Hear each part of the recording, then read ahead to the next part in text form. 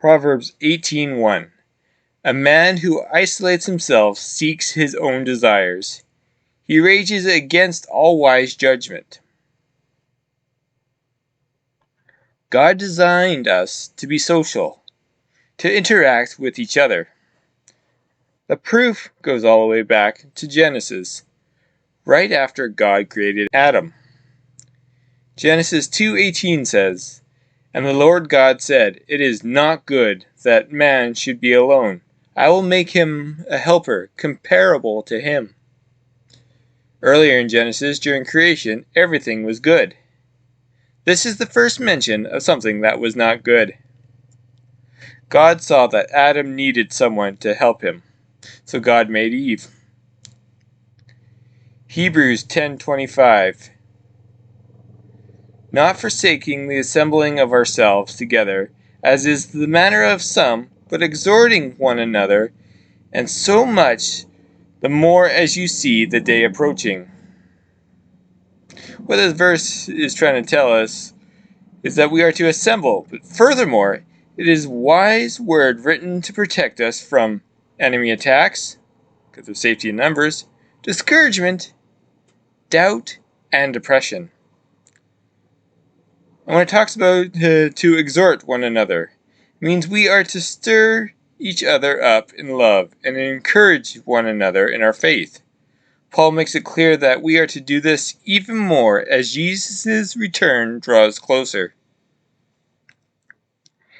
In an article on WebMD, Social Isolation and Mental Health, it opens with, "For people of all ages, social connection is vital to survival.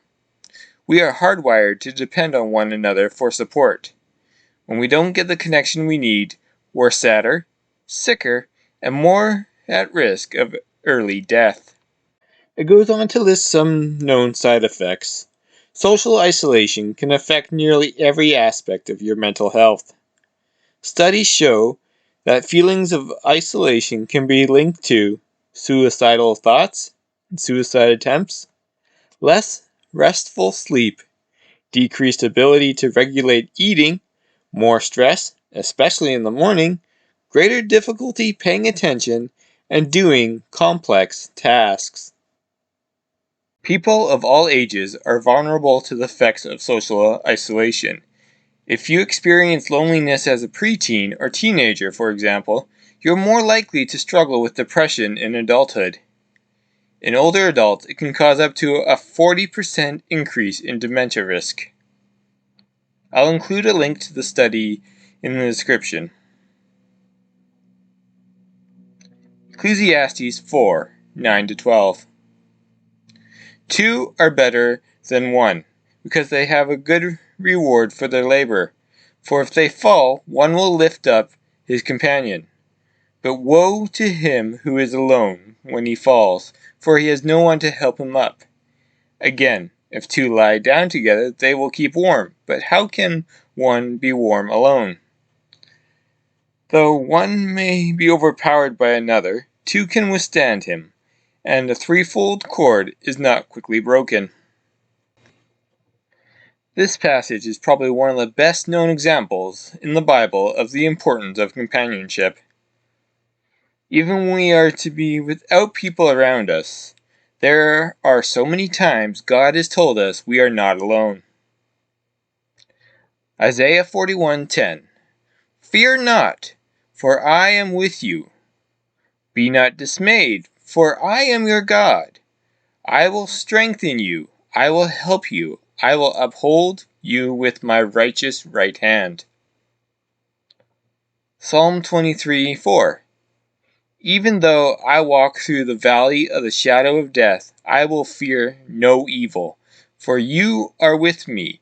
Your rod and your staff, they comfort me. Joshua 1:9. Have I not commanded you? Be strong and courageous. Do not be frightened and do not be dismayed, for the Lord your God is with you wherever you go. Deuteronomy 31:6. Be strong and courageous. Do not fear or be in dread of them, for it is the Lord your God who goes with you. He will not leave you or forsake you. In each one of these verses, God tells us He is with us, no matter what is going on. So even with no one around us, we are really not alone. During the heart of the COVID-19 pandemic, we were all forced into a sense of isolation. Schools, churches, and other public places were shut down. What helped stop the spread of COVID-19 did a real number on our mental health.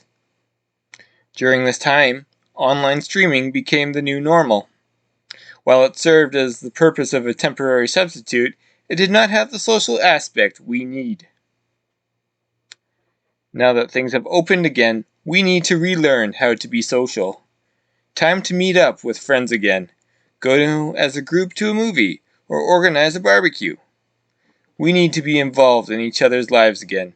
Something as small as going to meet a friend for coffee could do your health, mental, spiritual, and physical, a lot of good.